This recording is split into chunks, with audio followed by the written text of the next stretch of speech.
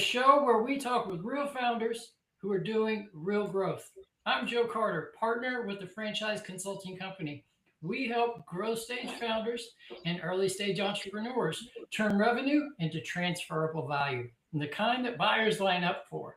Before we dive in, quick word from our sponsor. This episode is brought to you by the Twin Frame Group, the strategic growth partner for founders who are done chasing more and ready to build businesses that buyers compete for. Too many entrepreneurs scale without knowing what they're actually scaling. And the goal is not always more revenue, it's more value. So if you're just getting started, they've got you covered. They help individuals and investment groups launch with confidence, whether that's through franchise ownership or building a non franchise startup from scratch. Build strategically and learn more at twinflametx.com. Our guest today is Dr. Jason from IV Nutrition. Jason, thank you so much for being on. Yeah, thanks for having me. We're excited to be here. So I'd love to go back to the beginning, if you don't mind. What made you say I have to build this when it comes to IV nutrition? Yeah, good question. So I started the company about 8 years ago, and I was part of another brand, another company that focused on healthy food, paleo, keto, Whole30, AIP.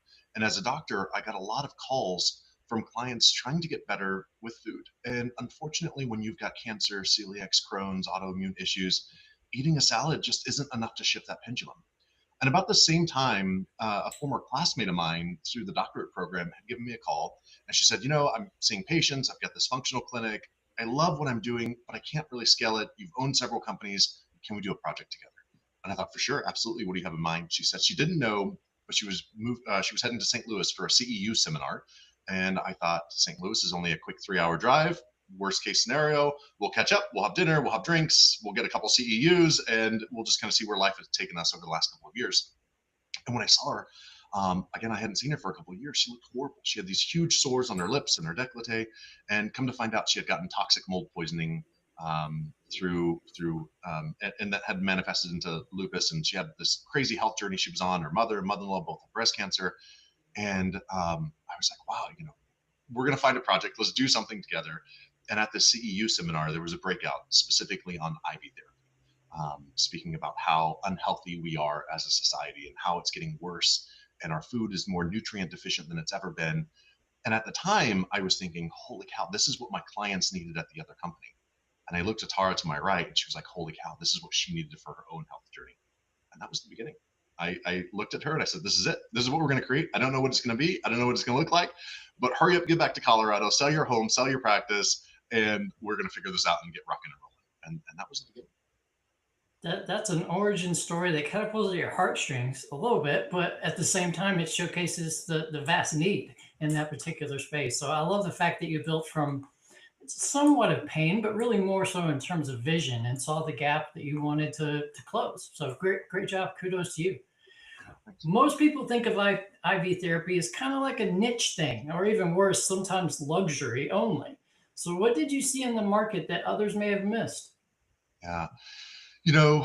When we first started, we were really one of the few players that was out there. Unless you went to a functional doc and spent 10, 15, $20,000 to have a blood work, an assessment, and then you may or may not even get access to the services that you needed. Um, at the beginning, we knew it was a niche. It was something that needed to be fixed and solved.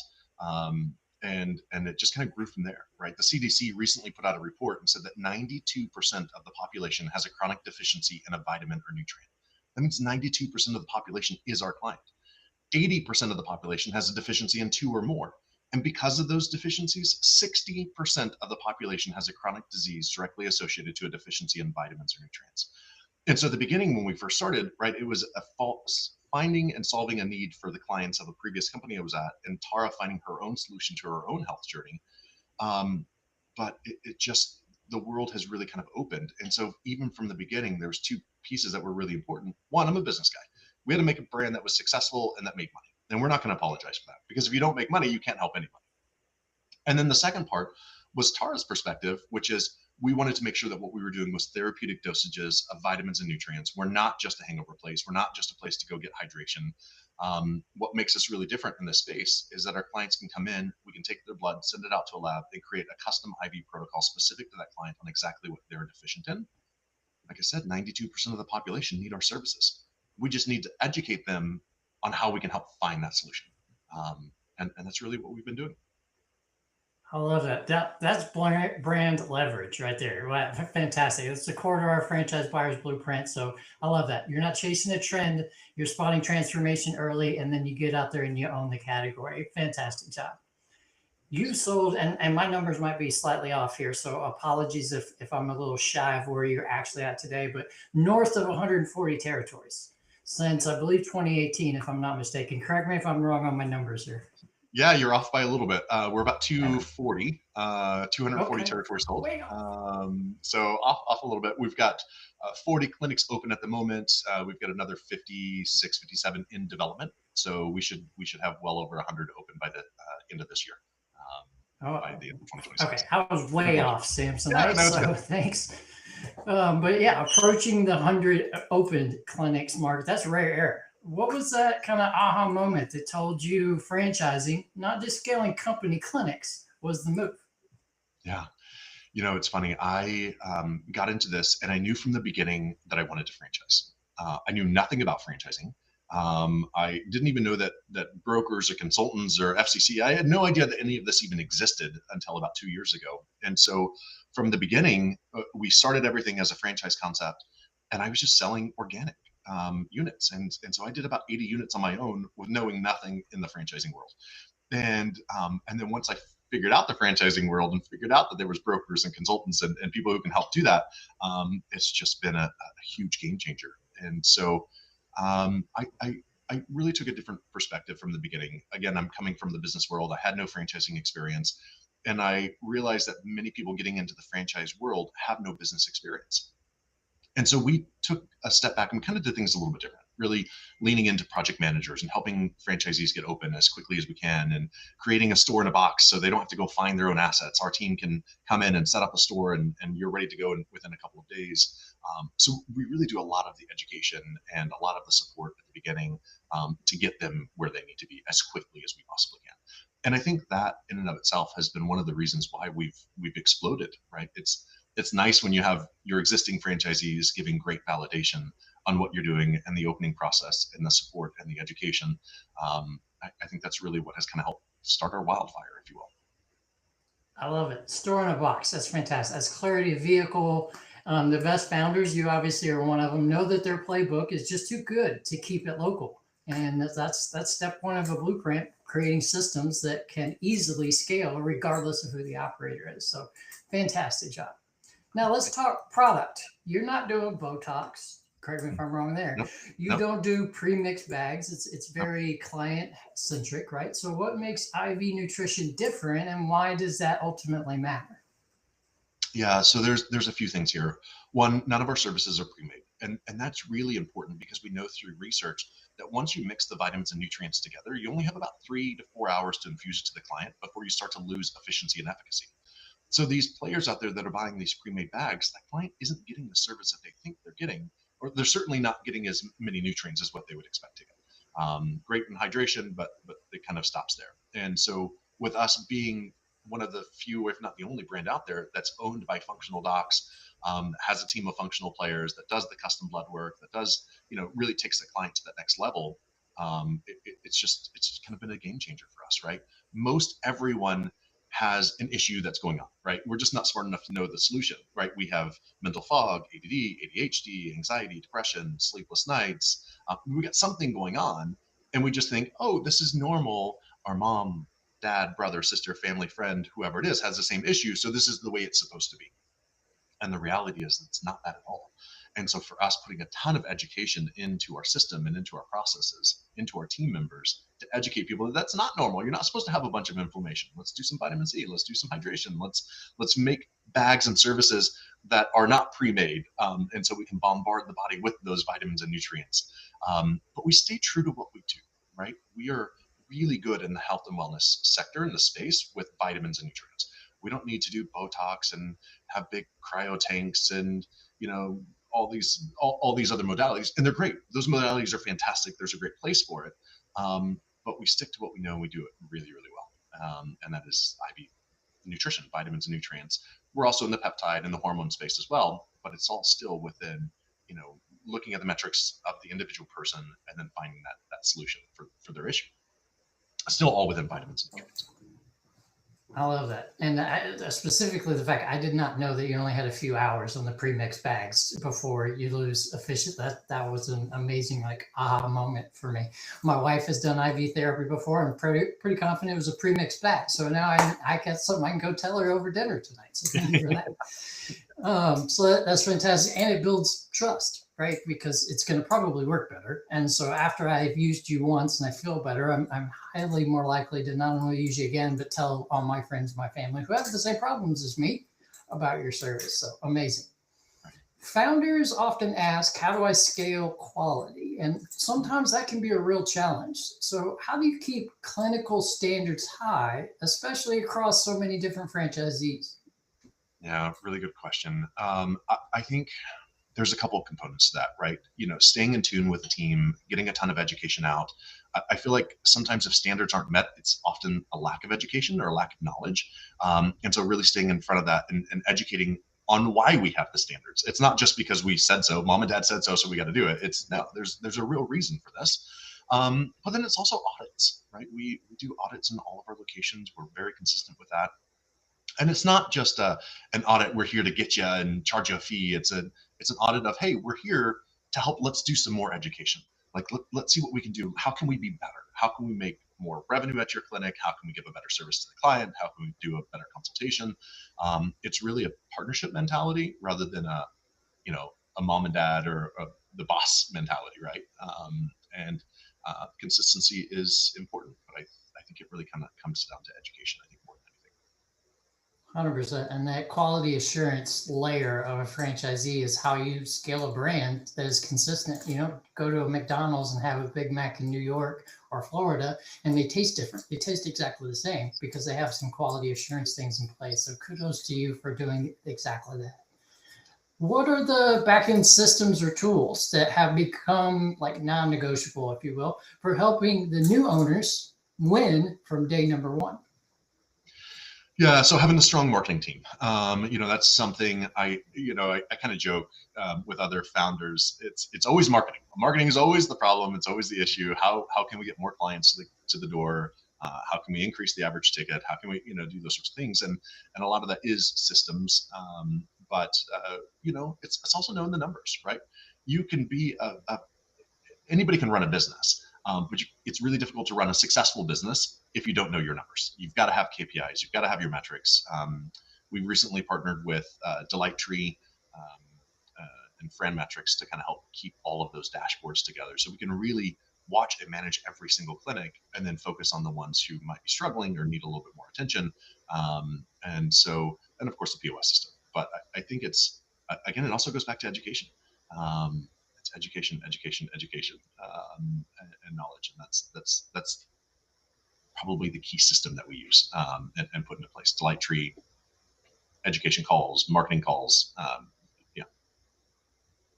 I love that. Systems, you're talking my language right now in terms of dashboards and numbers being able to drive you to where you should be. When there's no tech stack, traditionally, there's no second unit for a franchisor. So the fact that you have a very strong tech stack tells me you're going to have a whole bunch of franchisees that open well beyond one location. So kudos to you for onboarding those folks for speed, not necessarily just for survival.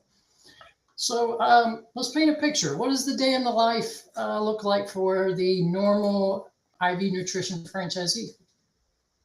And that's changed, right? At the very beginning, when we started this brand 8 years ago, all of our franchisees were healthcare providers, right? They were docs who had a practice and then started an IV nutrition clinic and slowly started to spend more time in the IV clinic and kind of growing that brand to where now we're starting to see a lot of previous franchisees with other systems who have exited, sold, had successful exits, who are now becoming franchisees of our system, which is really great because they kind of give us a run for our money, which is awesome. I love that. Different perspectives is where we win, right? And so we have franchisees from one end of the spectrum to the other. We have some that, we joke they must have a cot in their back room because they live, eat, breathe, drink IV nutrition. Like they are there all the time. And we have some owners, and it's the really successful ones that our internal team will joke. It's like, oh, how many calls did you get from that franchisee this week? Because they want to know everything. They want to be part of every system and every process, and they want to, how can they be better? Which is, I love it, right? It's amazing. To the other end, where we have owners that are completely hands off and they run their clinic with a management team, right? But with that, you've got to have multiple clinics. It's really difficult to be completely hands off and own only one clinic. There's just not a lot of money to hire a bunch of team members and area managers and developers on one clinic. But those are our franchisees with territories, right? Buying multiple clinics. And so, yeah, I mean, we're one extreme to the other, and it's kind of fun. Different perspectives from different owners. They all get successful. They all get profitable. It's just, how much time does it take to get there? 100%. And I love the fact that there's a varying scale of owner operator or semi-absentee style owners, and both are successful within the system, because you don't want somebody out there buying a job necessarily. You want them buying leverage and being able to get to that second, third plus unit. Because if the owner is always in the back room, they're not really running the business. That becomes a grind, not a leadership. So kudos to you and your team for helping the owner to manage the team, not necessarily manage tasks. So yeah, great job there. So we mentioned it just a second ago, right? You have both owner operators, and you also have some absentee style owners as well.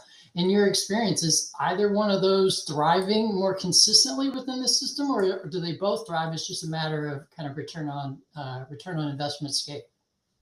Yeah, I think it was the latter, right? They both do well. It's a matter of time, right? As I tell new franchisees coming in, absolutely nobody is going to care about your business more than you will. Unless you've hired your mom or your dad, it's just not going to happen. And so you have to take an active role in your own success. If you are to come in, and it's not just our brand, I would have to imagine it's almost every single brand. If you came in and you just wrote a check and said, good luck, have fun, let me know if you need my help, it's going to take a lot longer to hit that profitability, that break-even point, than somebody who, like I was joking, a franchisee who is sleeping basically at their place. They're actively involved. They know every metric.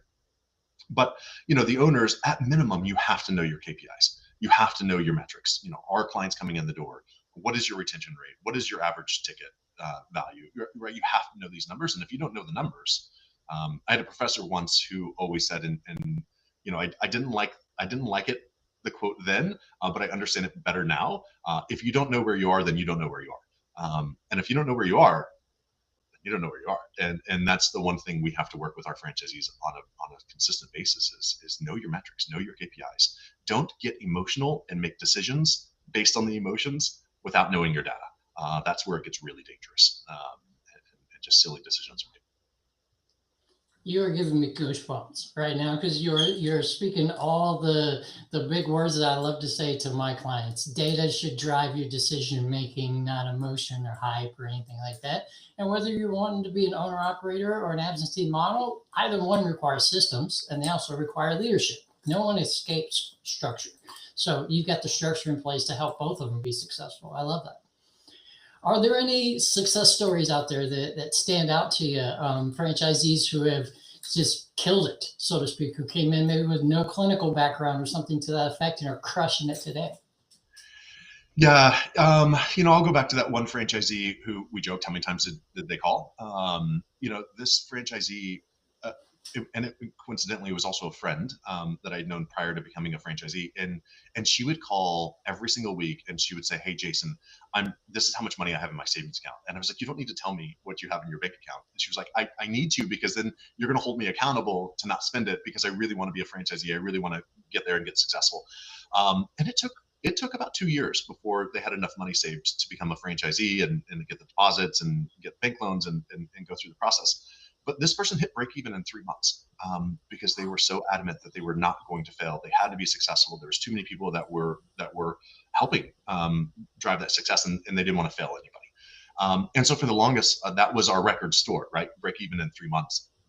2 months ago, we had a new store hit it, and they hit break even in their first full month that they were open. And for me, I thought that I honestly thought that would almost never happen. But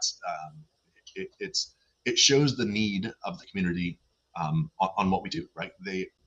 Individuals are craving the ability to biohack and creating longevity plans and living to 150 and being healthy and taking an active role in their own health and wellness. COVID for us was one of the best things that could have happened for our brand. It taught people that if you are sick and you take care of yourself, you're probably going to be okay. Give it a day or two and rest a little bit, and you'll be fine. If you don't take care of yourself, you eat fast food all the time, you don't exercise, you don't get sunlight, you don't drink water, you don't get vitamins and nutrients, and then you get something like COVID or a flu, a cold, you're probably going to be down a lot longer than a day or two. And so it really started to have people ask the questions. And so now that we have a store hitting a record on the first full month that they're open, I think that's going to kind of start to become the new trend for us, which is good, right? It's great that people are starting to take an active role.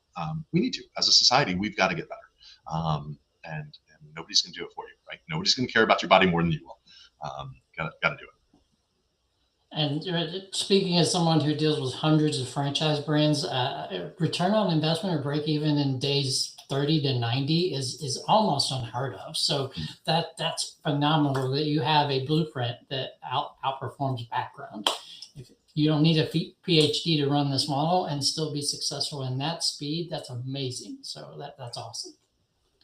Obviously, within the franchise space, there are certain things that we can publicly disclose and certain things that we have to keep close to the vest until there's an NDA in place. And not every single person listening to this episode has signed an NDA yet, although reach out to me and I'll get a sign for you. But without breaching any of those kind of parameters that we can't go around, let's talk some numbers. In one of your clinics, you, from what I saw, hit 40% margins. That's super strong. What is driving that kind of performance? And is there maybe some clinics I'm unaware of that are even doing better than that? Yeah, I think it's going to come down to the employee, right? The team member that you hire. For us, we are healthcare, and so we need to hire nurses and paramedics, and each state's a little different depending on the rules and regulations for those states. But healthcare providers love healthcare. They went to school, they became a nurse because they wanted to help people, they wanted to heal people. And then they get into the healthcare system and they very quickly realize it's more about sick care, getting unhealthy people relatively healthy enough to kind of get them out the door.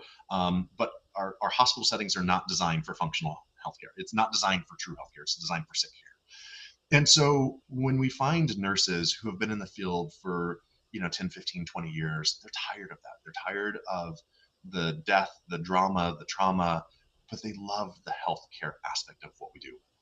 And so when they interview, for us, it's typically very easy to find team members, and it's really easy to keep them because we pay just as much or more than what they would make at a hospital setting. And so finding that key team member who can build that emotional connection. We tell everyone it's never about high pressure sales. It's never about getting top ticket values or pushing clients into a service. It's about building the emotional connection through education. You find a team member who can build that emotional connection, who can educate the consumers on what we do and why we do it. And once you do that, A, you'll never have buyer's remorse, and B, that client will always come back for another visit. And so, for us, the top clinics with the top performance are hiring the healthcare providers who truly love healthcare. They truly love helping people, and they're compassionate, and they're empathetic, and they're caring. And it's really cool. And that's where the magic really starts to happen. And so the top performing clinics, it's education, it's empathy, it's compassion, it's loving, helping people. It is amazing how many clients will send in, Christmas cards and thank you cards to our employees because, they thought their arthritis was so bad they could never play with their kids or grandkids, or, they had cancer, an autoimmune issue, or big flare-ups that are now subsiding, or they've got energy or mental clarity or anxiety, depression issues, whatever the case may be, that their lives have shifted. And they see those employees as the person who did that work, and that employee is the one who did it. They built the emotional connection. They started that service, which then in turn also makes it great for the franchisees and the owners, because the employees don't want to leave because they might have helped you, but now they've got 10 more people they're trying to help, right? And so the stickiness of the clients is high because of what we do, and the stickiness of the employees are high because they're truly making an impact. And those big numbers at those clinics are from clinics that are hiring the right team members, and they're just let the employees do what they do. Let them heal people. Let them care and love on people, and they will win every single time. 100%. And you're absolutely correct. That's where the magic lies. I think it was what Mother Teresa said. I may not always remember what you say, but I will always remember how you made me feel. And that's exactly what they're delivering on there. So that's fantastic. New franchisees. What are the top like one or two levers that they should focus on to hit that break even in days, let's say 30 to 90? Yeah. When I'm talking to franchisees, I will say, you're becoming a franchisee because you're buying the book of what to do. But I would argue, almost more importantly, you're buying the book of what not to do. Don't do that. We probably have already done it. We probably have already lost money there. We probably already tried it. Like, don't go crazy. Don't go rogue. Just follow the system. Let's wait till we have data to make data-driven decisions, not emotional decisions. And so, the franchisees coming on board, follow the system. Show up to the calls, get educated, and don't go rogue. That's where everyone went. And I would say it's not just my brand at Ivy Nutrition. I think it's every brand, right? Regardless of where the client goes, just follow the system. That's where you're going to win. Love it. Love it. Break even isn't always about hustle. It's about having the right levers, understanding them from day one, letting data drive your decision making, and then going out there and executing. Where are y'all growing next? I mean, obviously you're projected to get well north of 100 clinics open here in the very, very near future. What's next for the next, let's say, 3 to 5 years for IV Nutrition? Yeah, there's a question I get at every Meet the Team day, right? And my answer is always, I want to take over the world. I want to get everywhere. I want to go everywhere. We've got too much runway. With 92% of the population needing what we have to offer, we have a lot of education to do. We have a lot of opportunity to heal some really incredible people by doing some really incredible things. And so, I think we're probably 2, maybe 3 years out, and all of our primary territory is sold out, and we'll start looking at secondary, tertiary markets. Here in Kansas City, 8 years ago, I would have told you 2 stores, maybe 3 would take care of the market. We now have 5, and we're looking at store number 6 and 7. And so it's just continuing to grow what we're doing. And again, that goes back to people needing and becoming aware of taking an active role in their own health and wellness. But I'd love to get out of the country as well. I'd love to get to Europe and get to Canada, and get to some other cool places. So we'll see. I love that. When the time comes, you want to go international. I know some people that might be able to help you out with that. That's awesome. That's awesome. I love the micro market segmentation too that you referenced. Like in the beginning, you thought it was 2 stores, maybe 3 would be more than enough in a larger metropolitan area like Kansas City. But now you're realizing you might need double, potentially even triple that to really get all the way down to the consumer level without creating cross pollination. So that proves that this category is growing mainstream and you're positioned to lead. That's a brand that wins. That's amazing. This has been absolutely fire, Dr. J. So I know I've got a couple of clients I've been talking to that have been interested in your brand. I told them to come listen to this episode. So for them and for maybe anybody else that's listening that heard us and was like, I want in, how do they reach out to you and your team? Yeah, I'm always available, probably too available, but shoot me an email, jason@ivnutrition.com. And I'll get you in the right place with the right people, get you through the calls and get you on board. Love it. Love it. Love it. Love it. Love it. The last question I have, if you don't mind, what's maybe one lesson that you learned in building this brand that could potentially help someone else who's going to attempt to build their own brand? Yeah. So somebody looking at another franchisor, take your time with your franchisees. You don't need to rush into it. Get your systems in place, get your KPIs in place. That's the most important. And really spend time at your Meet the Team days. Spend the time on the candidates. Really know who you're partnering with, because this becomes your family and your friends for hopefully many, many, many years. So just be patient, take your time, and really know who you're partnering with. Love that. Love that. Jason, this has been absolutely magical. Like I said, I know I've got a couple of clients listening in already, but I'm sure there's many more that heard this and went, now I need to figure out some more. I need to have some more discovery calls. And they did that because you didn't just build fast, you built it right. And that's how you scale value that ultimately lasts. So thank you for your time today, Jason. I really, really appreciate it. Yeah, thanks for having me. Appreciate it. For everyone out there listening, IV Nutrition isn't hype. It's a system and a brand that works, is scaling, and is taking over the entire industry. Clinical standards that scale, and a brand that is built for both value and for velocity. If you want to go deeper, please reach out to Dr. J and his team or myself. You can DM me the word blueprint on LinkedIn or reach us at our website. I'll be happy to connect you with Dr. J and his team. Is it simple? Yes. Is it easy? No. But is it worth it? Absolutely. So until next time, let's get out there and build strategically. Thank you, everyone. Have a great and fantastic rest of your day.